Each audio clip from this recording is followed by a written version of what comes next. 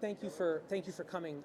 We are here to celebrate another round of the English Access Program. It's a program that the U.S. Mission in Pakistan has run for 20 years now, where we provide funding and support for a 2-year English training program for teenagers, sort of 13, 14, 15 years old.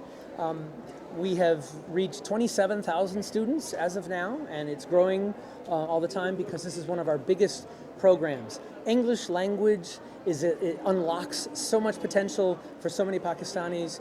Obviously, it's important to the United States-Pakistani relationship, but we also think that giving kids a chance to learn English gives them access to the world. It strengthens their potential in terms of economics, their professional abilities, their personal lives, in every respect. It breaks down barriers. It helps people learn new cultures.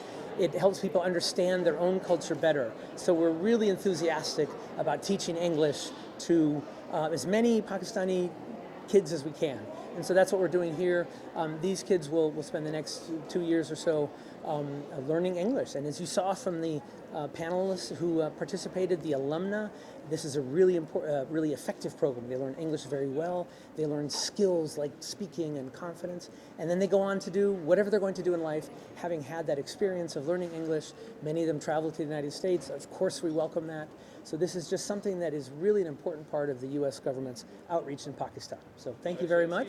And I appreciate you all coming and showing interest in it. And they're the ones that are really interesting.